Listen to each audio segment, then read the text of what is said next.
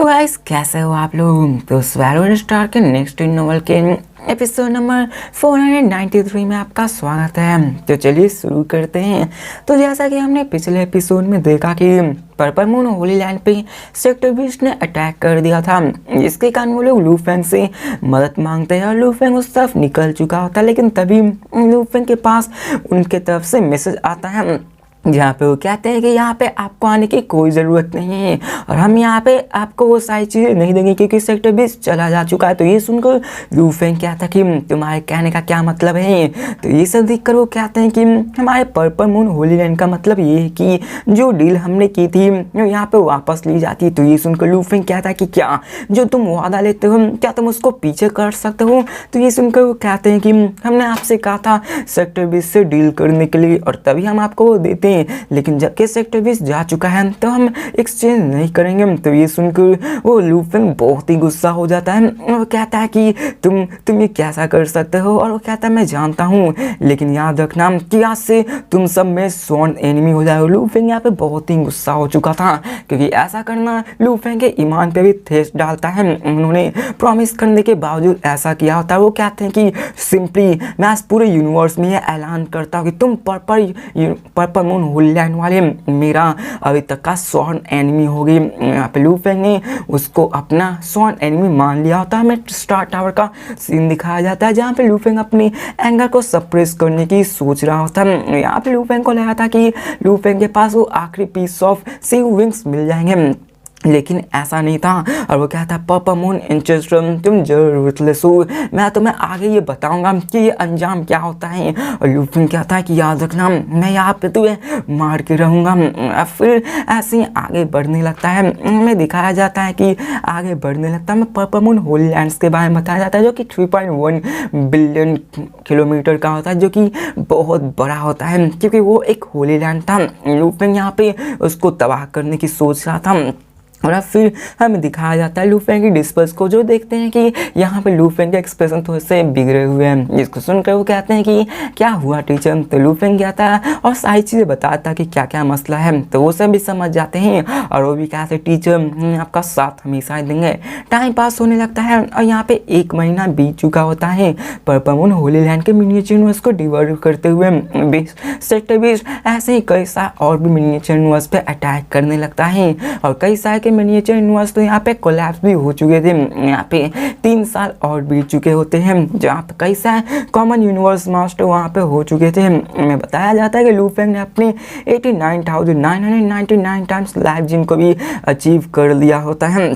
और फिर हमें दिखाया जाता है लू फेंग को, जहाँ पे लू फेंग का गोल्डन हॉर्न बीस्ट उसे पता चल जाता है। और यहाँ पे लू फेंग ने जैसा कि प्लान बनाया हुआ था कि वो अपने लोकेशन को गलत बताएगा, यही लू फेंग इसके इन चक्कर में होता है कब आके उसके सामने सेक्टर 20 कब वो उसको मार सकें। और यहाँ पे वो कहता है मैं भी डिसराम मैं सेक्टर 20 को मारने में कामयाब हो जाऊँ।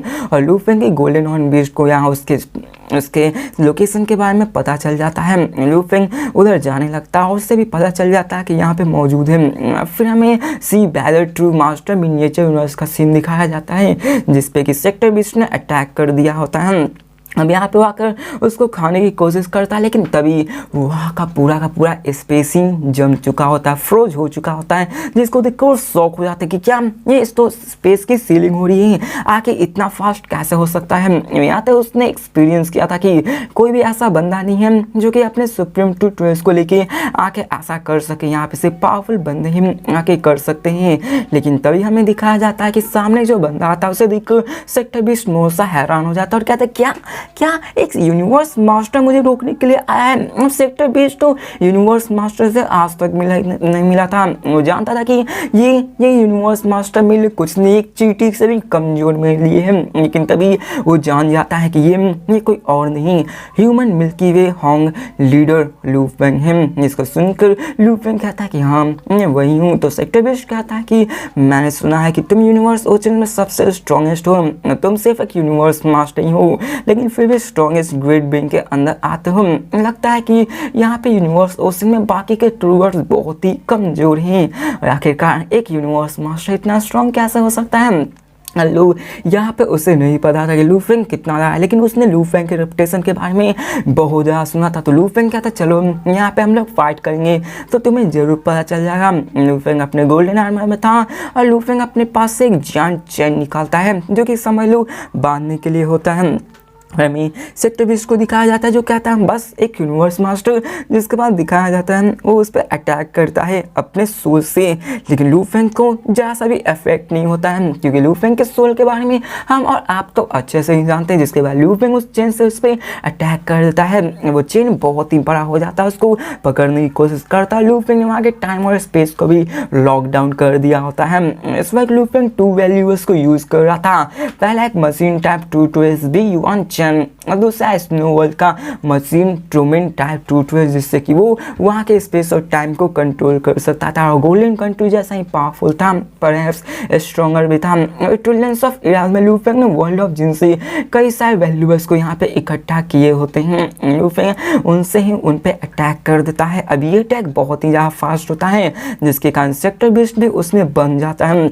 इसको देखकर वो कहता है कि क्या तुम बस इतना ही कर सकते हो, जिसके बाद वो अपनी पावर को यूज़ करता है और चेन को तोड़ने की कोशिश करने लगता है। यहाँ पे दिखाया जाता है सडनली कई सारे ब्लैक ड्रेस वहाँ सेक्टर 20 को सराउंड करने लगते हैं, उन सबको घेरने लगता है। सीन चेंज कर लू फेंग को इनवेलम का सीन दिखाया जाता है जहाँ पे असल में लू फेंग भी ककून में बंद हो जाता है। यहाँ पे ककून में बंद करने का मतलब है कि उसको सेल में बंद करना, उसके मोशन को रिस्ट्रिक्ट कर देना। लू फेंग कहता है कि मुझे जल्दी करना होगा क्योंकि यहाँ पे मुझे कैसे भी करके इस रेस्ट्रिक्शन को तोड़ना होगा, जिसके कारण लू फेंग उसको तोड़ने की कोशिश करता है, अपने साइज को बड़ा करने लगता है। बड़ा करते करते 100 मिलियन किलोमीटर अपने साइज को बड़ा करता है। लेकिन ये देखकर वो कहता है कि तुम्हें क्या लगता है कि तुम यहाँ पे मुझसे बचकर निकल सकते हो। इसने अब लू फेंग उस ककून को ब्रेक करने की कोशिश करता है, लेकिन यहाँ पे वो नहीं कर पा रहा होता है। वो भी सरप्राइज होता है कि आखिर मैं बाहर क्यों नहीं निकल पा रहा हूँ। इसके बाद लू फेंग कहता है कि लगता है मुझे अपने गॉली पावर को और भी बर्न करना पड़ेगा।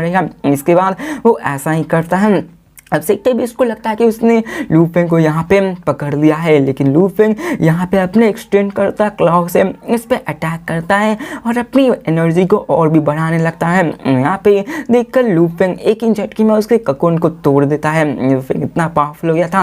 अब पिछली बार आपको याद होगा जब उसको ककून में बंद किया गया था तो वहाँ पे टोटल 8 ट्रू गॉड्स की पावर लेवल का यहाँ पे नीड हुआ था, तभी जाकर वो उस ककून को तोड़ पाए थे बहुत ही मशक्कत के साथ। अब यहाँ पे हम सेक्टर 20 भी हैरान हो गया था कि आखिर कैसे हो सकता है कि ये इसको तोड़ सके। यहाँ पे वो भी जान जाता है कि ये जरूर बहुत ही पावरफुल है। वो कहता है कि मैं अभी इतना स्ट्रांग नहीं हूँ, इसलिए मुझे यहाँ से भागना होगा। सेक्टर 20 वहाँ से भागने लगता है, जिसको देख कर लू फेंग कहता है कि क्या तुम सच में भागने वाले हो।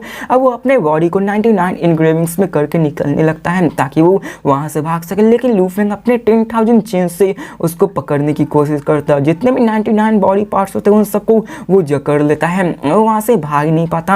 अब दिखाया जाता है कि लू फेंग की जो पावर होती है वहाँ से 98 में से 99 में से 98 बॉडी डिसअपीयर हो जाती है, जो कि असल में लू फेंग ने उसको ट्रैप करने के लिए किया होता है।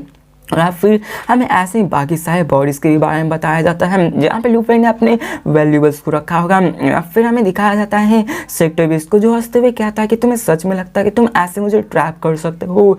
तो वहाँ से लू फेंग भी कहता है चलो तुम यहाँ से बच के तो दिखा दो, अनफॉर्चुनेटली तुम ऐसा नहीं कर सकते। सेक्टर 20 अपने बॉडी के और भी पावर बढ़ाने लगता है, उसकी स्पीड बहुत बढ़ जाती है, लेकिन यहाँ पे ये सब करने के बाद भी सेक्टर 20 वहाँ से नहीं जा पा रहा होता, जिसको देख कर वो हैरान हो जाता है और कहता है आखिर ये कैसे हो सकता है, मैं फील कैसे हो सकता है, इम्पॉसिबल, ऐसा मुमकिन ही नहीं है। अब यहाँ पे लू फेंग कहता है कि यहाँ पे ये क्रैश बहुत ही पावरफुल है, ये सेक्टर 20 अभी न्यू बॉर्न बेस्ड गॉड है, लेकिन फिर भी इसकी पावर इतनी ज़्यादा है। लू फेंग अपनी टेक्निक्स को यूज़ करके उसके बांधे हुए था, जो कि असल में एक लेवल 8 की टेक्निक होती है, जो कि स्ट्रॉन्गेस्ट टेक्निक होती है, लू फेंग ने क्रिएट की होती है। अभी तक लू फेंग उसे से फाइट करने वाला था और लू फेंग अपने बॉडी को भी बर्न कर रहा होता है, लेकिन दिखाया जाता है कि यहाँ पे लू फेंग उसको जकड़ के तो रख रहा था, लेकिन उसको भी मुश्किलों का सामना करना पड़ रहा था। दिखाया था बीस्ट मोरोसा को, जो क्या था मिल्की वे हॉट लीडर, क्या तुम मुझे अपने स्पेसशिप में यहाँ पे ट्रैप करना चाहते हो। अब यहाँ पे अगर लू फेंग के पास उस वक्त स्टार टावर रहता तो आराम से इसको स्टार टावर के अंदर ट्रैप कर देता,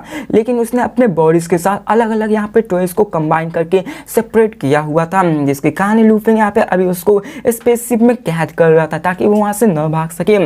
लेकिन सेक्टर 20 भी तो यहाँ पे कम नहीं था और क्या था, देखते हैं कि क्या तुम मुझे यहाँ पे ये सब करने से रोक सकते हो नहीं। और वो क्या था कि तुम्हें खुद पे गर्व होना चाहिए कि तुम मुझे अपने ओरिजिनल बॉडी को रिवील करने पे मजबूर कर रहे हो। मतलब यहाँ कि अभी तक हमने जिस बॉडी को देखा वो फेक में होती है, वो एक कवर होती है और यहाँ पे उसकी ओरिजिनल बॉडी अलग होती है। और जैसे वो ओरिजिनल बॉडी को यहाँ पे लेता है वहाँ पे उसकी पावर बहुत ज़्यादा बढ़ जाती है और उसकी अपीयरेंस एक गोल्डन जायंट से एक अगली मॉन्स्टर में तब्दील हो जाती है, जो कि बहुत ही भद्दा था। उसका ना ही कोई कान ना ही आईब्रोज कुछ नहीं था, बस एक नाक और एक माउथ था जिसमें से एविल ऑरा निकल रही थी। अब वो अपने इस रियल बॉडी में आने के कारण उसकी पावर बढ़ जाती है, जिसके कारण वो उस चेन को यहाँ पे सब करने लगता है और दिखाया जाता है कि वो उसको तोड़ भी देता है। वहाँ पे वो आगे भागने लगता है, जिसको देखकर लू फेंग भी शॉक हो जाता है और कहता है कि भागना चाहता है। लू फेंग फ्रीज करता है, जिसके कारण वो आकर पूरे के स्पेस को फिर से फ्रीज करके उसको रोकने लगता है, जिसको देखकर वो कहता है कि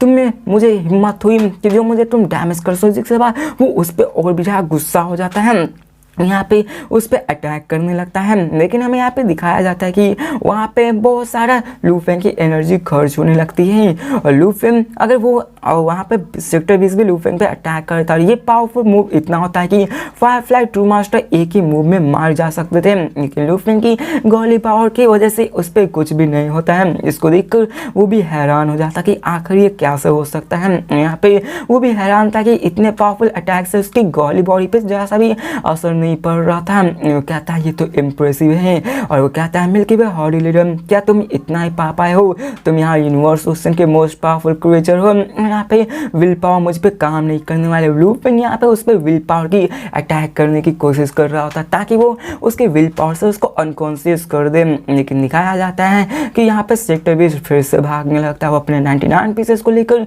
भाग जाता है अलग अलग डायरेक्शन में। लू फेंग उसका चेज नहीं करता क्योंकि लू फेंग जानता था कि वो उसको पकड़ नहीं सकता और वहाँ पे लू फेंग खड़े खड़े ही मोरोसा को भागते हुए देख लेता है। यहाँ पे वो अपनी जैसे ओरिजिनल फॉर्म को रिवील करता है, उसकी पावर बढ़ जाती है, लू फेंग की चेन से छूट जाता है, जिसको देखकर लू फेंग अपनी विल पावर शॉक वेव का यूज करने लगता है। लेकिन उसकी विल पावर इतनी ज़्यादा नहीं थी कि वो यहाँ पे सेक्टर 20 मोरोसा को यहाँ पे अनकॉन्शियस कर सके, इसके कारण वो वहाँ से भाग जाता है। अब लू फेंग वहाँ पे देखते रह जाता है और कहता है अनएक्सपेक्टेडली तुम यहाँ पे एस्केप कर सकते हो। लू फेंग को यहाँ प्रेशर महसूस हुआ था क्योंकि यहाँ पे जितना टाइम बीतेगा वहाँ पे सेक्टर 20 की पावर उतनी ज़्यादा बढ़ती जाएगी। हालांकि लू फेंग की सारी ट्रू ट्विस्ट मौजूद नहीं थी, अगर रहती तो यहाँ पे लू फेंग जरूर उसको हरा पाता। इसके पास स्टार टावर होता तो बात ही अलग थी। लू फेंग कहता है कि क्या इसके पास और भी स्ट्रेंज मूव्स हो सकते हैं, क्योंकि अभी तक इसने कई सारे पावर्स को शोकेस किया था। यहाँ पे देखा जाए तो अभी तक गोल्डन हॉर्न बीस्ट की जो टीम थी वही सबसे कमजोर थी, क्योंकि यहाँ पे सिर्फ लू फेंग का गोल्डन हॉर्न बीस्ट था और बाकी सारे बॉडीज के पास अपनी अपनी टीम थी। जिसके बाद लू फेंग वहाँ से निकल जाता है और फिर हमें सीन चेंज कर दिखाया था सेक्टर 20 को, जो कि अपने लू फेंग के बारे में सोचा था और कहता है कि उसकी विल पावर तो बहुत ज़्यादा है, इसने अपने पावर से मेरा ट्रू बॉडीज को शो करने पे मजबूर कर दिया था। ये लू फेंग अभी तक का सबसे पावरफुल ह्यूमन से जिससे कि मैं मेट हुआ हूँ, जैसे कि मिला हूँ। और दिखाया जाता है कि उस बैटल के कारण उसकी जो पावर होती है वो बहुत ज़्यादा घट चुकी होती है, उसकी बॉडी गेन भी यहाँ पे बहुत ज़्यादा घट चुकी होती है। जिसके बाद वो कहता है कि लगता है कि मुझे यहाँ पे अगर फिर से मुलाकात हुई तो मुझे वहाँ से भागना ही अच्छा है, क्योंकि मैं उससे फाइट करूँगा तो यहाँ पे फिर से मेरे साथ वही होगा। इंजाम ये होगा कि मैं यहाँ पे अपनी बहुत सारी पावर को खो दूंगा। फिर हमें सीन चेंज कर दिखाया जाता है एक पार्टिकुलर वर्चुअल यूनिवर्स में, जहाँ पे सबको पता था कि लू फेंग फाइट कर रहा है और सब लोग यहाँ पे इंतजार कर रहे थे लू फेंग का कि क्या वो लू फेंग यहाँ पे उस सेक्टर 20 को मार पाया या फिर नहीं। और सब लोग बातें कर रहे होते और कहते हैं अगर लू फेंग ना मार पाया तो कौन ही मार पाएगा। और तभी वहाँ पे लू फेंग आता है, अपनी आंखें खोलता है, सब लोग पूछते क्या हुआ तो लू फेंग कहता है भाग गया। तो ये सुनकर सभी यहाँ पे बहुत ज़्यादा हैरान हो जाते, सभी डिस्पेयर में चल जाते कि क्या ऐसे कैसे हो सकता है कि मिल्की वे हॉडी लीडर भी यहाँ सेक्टर 20 को मारने में नाकामयाब हो पाए और यहाँ का यूनिवर्स का स्ट्रॉन्गेस्ट बेंग ना मार पाया। तो आखिर कौन है जो कि उसको मार पाया? लेकिन लू फेंग का सब कोई। और यहाँ पे लू फेंग सारी चीज़ें बता देता है जो कि कैसे कैसे वो अपनी ट्रू फॉर्म में आया था, उसकी क्या क्या पावर थी। यहाँ पे वो सभी बताने लगता है और कहते हैं कि यहाँ पे और भी ये स्ट्रॉन्गर है। ये सुनकर तो सभी हैरान हो जाते हैं। लेकिन यहाँ लूफेंग कहता है कि एक और बैड न्यूज़ है कि यहाँ पे जब सेक्टर बेस 900 ड्रेगन से फाइट कर रहा था, मैं डिस्क्यूज में था, मैंने उसके ट्रू फॉर्म्स को रिलीज कर दिया था, उसकी पावर बहुत ज़्यादा बढ़ चुकी थी, लेकिन वो देखा जाए तो मैंने उस पर हेवी ब्लू डाल दिया है और यहाँ चिंता करने की कोई ज़रूरत नहीं है, उसे बहुत ज़्यादा टाइम लगने वाला है अपने पावर को फिर से उस लेवल में ले आने के लिए। यहाँ पे अभी तक तो मैंने स्ट्रॉन्गेस्ट पावर तक को शो नहीं किया, तो आप लोगों को चिंता करने की कोई ज़रूरत नहीं है। तो सब लोग इसी की बात मानते हैं। अब लूफेंग इस यूनिवर्स उस दिन का एक ग्रेट रेपुटेशन का सीन था और यहाँ पे सब लोग जानते थे कि उन्हीं पे ये रिलाई किया जा सकता है कि वो लूफेंग मार सकता है। और अब फिर यहाँ पे दिखाया जाता है कि पूरा का पूरा यूनिवर्स ओशन ही कि उसमें मौजूद होता है। After trillions of years remote ocean की जो डायमीटर होती है वो 12 लाइट ईयर्स तक एक्सपेंड कर चुकी होती है, बहुत ही बड़ी होती है। लूफेंग अर्थ के पास जाता है जो कि अर्थ एक ब्लू प्लैनेट था बर्थ से ही और वो बहुत ही पावरफुल हो चुका था। लूफेंग हर एक चीज़ देख पा था कि कैसे अर्थ पे बदल रहा है, जहाँ पे वो उसकी हर एक जनरेशन आगे बढ़ रही थी। अब तभी लूफेंग अर्थ को देख रहा था, एक आवाज़ कहती है कि क्या तुम अपने होम टाउन को देख रहे हो।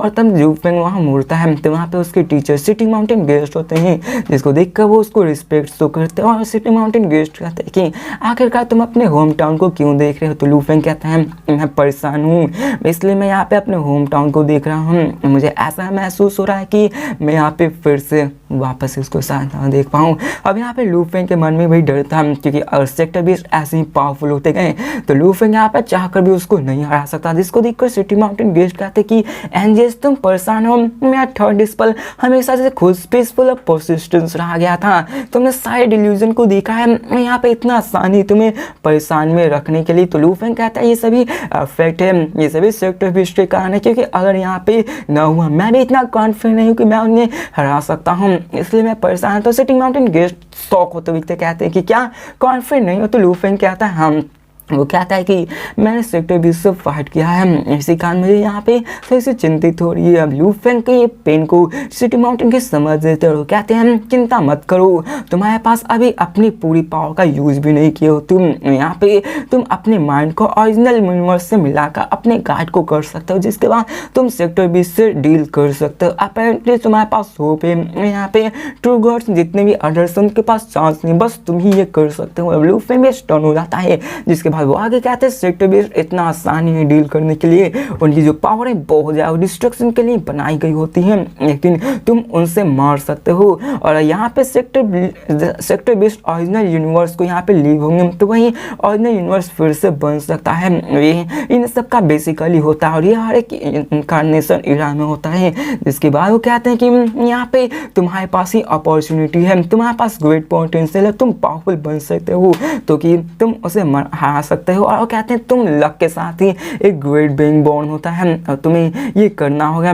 इसके बाद वो आगे ऐसे लूफेंग को कई सारी चीज़ें उसे मोटिवेट करने के लिए कहते हैं कि अगर तुमने यहाँ पे ना कुछ कर पाया तो तुम्हारे चाहने वाले, तुम्हारे अर्टरिंग हर एक कोई लिविंग बीइंग्स यहाँ पे एनिहिलेट हो जाए। लूफेंग समझ जाता है कि उसके टीचर क्या बोल रहे हैं और लूफेंग भी कहता है ठीक है मैं अपनी पूरी कोशिश करूँगा। तो वो कहते हैं कि कोई बात नहीं, तुम्हें यहाँ चिंता करने की ज़रूरत नहीं, यहाँ पे सिर्फ एक ही सेक्टर बेस्ड है और यहाँ पे अभी बहुत ही लंबा टाइम है एक सेक्टर बेस्ड किंग को जन्म देने में। तो लूफेंग कहता है हाँ ठीक है मैं इसको जरूर करूँगा, अगली बार मैं इसमें ज़रूर सक्सीड होऊंगा। यहाँ पे दिखाया जाता है कि 3 साल और बीत चुके होते हैं और यहाँ पे कई सारे फाइट्स हो चुके होते हैं और लूफेंग भी एक स्टार्टर होता है उससे फाइट करने के लिए, सब लोग यहाँ पे रेडी होते हैं। अब हमें दिखाया जाता है 9 इमोटलेस मास्टर को जो कि लूफेंग के जैसे थे और उन्होंने भी यहाँ पे सेक्टर 20 से भी फाइट किया होता है, जहाँ पे वो अपनी एंडलेस गॉडी बॉडी से उन पर अटैक किया होता है। यहाँ पे दिखाया जाता है कि वहाँ 9 इमोटलेस और सेक्टर 20 में फाइट हुई होती है एक बार, जहाँ पे उन दोनों की पावर बहुत ज़्यादा होती है। यहाँ पे हमें पता चलता है कि 9 इमोटलेस की पावर असल में लूफेंग से ही ज़्यादा होती है। सेक्टर 20 को ऐसा लगता है क्योंकि यहाँ पे 9 इमोटलेस मास्टर ने सेक्टर 20 को इतना मारा कि पिछले बार लूफेंग से जितना डैमेज नहीं खाया उससे ज़्यादा यहाँ पे उन्होंने सेक्टर 20 को डैमेज किया, वो भी 9 इमोटलेस मास्टर के द्वारा। और वो कहता है कि पता नहीं उनके लिए क्या हो रहा है और यहाँ पे उनकी पावर भी बहुत ज़्यादा घट चुकी होती है क्योंकि यहाँ पे ये सभी हो रही होती है। सेक्टर 20 अपने आप के प्रेशर के ऊपर फील कर पा रहा था क्योंकि यहाँ पे वो स्ट्रॉन्ग बनना चाहता, लेकिन एक फाइट के दौरान उसकी इतनी एनर्जी घट जाए, मतलब उसे और भी ज़्यादा ये सब करना पड़ता। यहाँ पे हमें दिखाया जाता है सेक्टर 20 को जो कि आ चुका था उन सभी से मिलने के लिए, जहाँ पे 4th फ्लावर ट्रू गॉड और ये सभी कई सारे बंदे थे जो कि उन सबसे मिले हुए थे सेक्टर 20 में से। अब यहाँ पे हमें दिखाया जाता है कि एंसेस्ट्रल गॉड सीक्रेट स्कूल में कई सारे यूनिवर्स पोर्टल्स मौजूद थे। हमें दिखाया जाता है फॉर फ्लावर ट्रू गॉड वहाँ पे आ चुका होता है और उसमें 9999 क्रिएचर्स मौजूद होते हैं। ओरिजिनल में उसमें 82 मारे जा चुके होते हैं। यहाँ पे क्या चल रहा है हमें भी नहीं पता होता है और यहाँ पे अच्छे से बताया भी नहीं होता है। बस ऐसा समझ लो कि सेक्टर 20 वहाँ पे आके उन पे भी अटैक किया था और यहाँ पे ऐसे कई सारे बंदे थे जो कि अभी तक लू फेंग पे ही आस लगा के बैठे हुए थे कि अगर लू फेंग ना मार पाया तो हम ही क्या मारेंगे। वो सब ट्रू गॉड्स के लेवल होने के बावजूद भी वो इतना डर रहे थे कि वो लू फेंग भी यहाँ पे उस पर भरोसा कर सकते थे, वो उसको ही यहाँ पे कर सकते थे। और फिर हमें दिखाया जाता है सिटिंग माउंटेन गेस्ट को जहाँ पे वो इन सब के बारे में थे और यहाँ पे यूनिवर्स ओशन के स्पेस आउटसाइड यूनिवर्स बोर्ड का सीन दिखाया जाता है जहाँ पे इन सारे वर्ल्ड ऑफ जिनके कारण कई सारे थ्रिल एंड ऑफ एक्सट्रीमिटीज में कई सारे बंदे आ चुके और यहाँ पर सिटिंग माउंटेन्स आराम से वहाँ पे बैठे हुए थे और दिखाया जाता है कि वो यूनिवर्स बोर्ड के सामने थे। वो कहते हैं कि डुवांग डोंग के इनहेरिटेंस में डिस्पल्स को मिल चुकी है। यहाँ पे मैं अभी सेक्टर 20 के बारे में सोच रहा हूँ और यहाँ पे हमें तभी दिखाया जाता है सिटिंग माउंटेन गेस्ट को जो कि आसमान में देखते ऊपर की तरफ और एक इनविंसिबल फोर्स असल में सिटिंग माउंटेन गेस्ट पे प्रेशर बनाए रखी हुई थी। यहाँ पे कोई और ट्रू गॉड होता तो कब का मारा जाता। यहाँ पे कोई और ट्रू गॉड तो इसको सेंस भी नहीं कर सकता था, बस सिटिंग माउंटेन गेस्ट जहाँ पे वो उसको देख के कहते हैं कि तुम्हें हमेशा मुझ पर नज़र बनाने की कोई ज़रूरत नहीं है, मैं रूल्स को जानता हूँ, मैं रूल्स के अगेंस्ट नहीं जाऊँगा और यहाँ पे तुम वैसे भी मेरा कुछ नहीं कर सकते हो। इसके बाद फोर्स वहीं पे होता है जिसको लेकर सिटिंग माउंटेन इस्तेमाल करते और कहता है कि क्या तुम्हें सेक्टर 20 से लग रहा है ना, मैं जानता हूँ तुम डर रहे हो, क्या तुम्हें सच में लगता है कि वो तुम्हारे सेक्टर 20 तुम्हारे ऑरिजिन के कुछ पार्ट को स्वैलो कर लेगी? नहीं, हो सकता है कि वो तुम्हारे पूरे के पूरे माइंड को ही एनिहिलेट कर देगी, तुम यहाँ पे टोटली मारे जा सकते हो। सही कहा ना। अब फोर्स अभी भी होता है, वो वहीं पे होता है लेकिन वहाँ पे स्ट्रेंथनिंग भी नहीं होती जिसके कारण वो समझ जाते कि ये क्या कहना चाह रहा है। जिसके बाद सिटी माउंटेन गेस्ट कहते हैं कि तुम सच में लगता है कि मैं डिस्पर्स की तरफ देख रहे हो, यहाँ पे तुम नहीं, मैं तुम्हारा शुक्रिया करूँगा क्योंकि तुमने ही यहाँ पे डुआंग डोंग रिवर के इनहेरिटेंस और वर्ल्ड ऑफ जिन से ही ये सब किया है। तुम्हारी वजह से एक प्योरली जीनियस ओरिजिनल यूनिवर्स में कल्टीवेट किया जा सकता है। लू फेंग ये मेरा सक्सेस है और तुम्हारा सक्सेस है, लेकिन वहाँ पे अभी तक कुछ भी चेंज नहीं हुआ होता है। जिसके बाद वो कहता है कि कोई नहीं, अगर वो यहाँ पे सेक्टर 20 को मार पाया तो हम लोग एक नए एरा में जाएंगे, लेकिन अगर नहीं मार पाया तो हम लोग यहाँ पे कुछ नहीं कर पाएंगे। हर एक चीज़ जो हमने कोशिश की है वो नाकामयाबी में चल जाएगी। यहाँ पे सेक्टर असल में sitting mountain guest universe origin के कॉन्शियसनेस से बात कर रहे होते हैं और यहाँ पे बस आप लोग ये समझ लो कि शुरुआत से फुल प्लान था कि यहाँ पे एक आने वाला है सेक्टर 20, यहाँ से हर एक चीज़ प्री प्लान बन के चल रहा था और लू फेंग को जानबूझकर कल्टीवेट कराया गया ताकि वो इतना पावरफुल बन सके। और भी सीक्रेट हम कुछ दिनों में जानने वाले क्योंकि 2-3 दिनों में ये सीरीज खत्म हो सकती है और मैं सोचूंगा कि इसको ख़त्म कर दूँ। और फिर हमें दिखाया जाता है कि ऐसे टाइम बीतने लगता है, 4 साल और बीत चुकी होती है और तभी वहाँ पे रैम्पेजिंग डेविल मास्टर को भी दिखाया जाता है जहाँ पे उसे पता चल जाता है कि वहाँ पे रैम्पेजिंग डेविल मास्टर की तरफ भी अटैक हो गई है, जिसके तरफ वो सब। तो गाइस इसी के साथ ये वीडियो भी खत्म होती है। तो मिलते हैं नेक्स्ट वीडियो में और देखते कि आखिर लू फेंग अगली बार उससे मिलेगा तो उससे कैसे फाइट करने वाला है और इस फाइट का नतीजा कैसे होता है और कब लू फेंग ट्रू गॉड लेवल पे आएगा। तो मिलते हैं नेक्स्ट वीडियो में, तब तक के लिए बाय।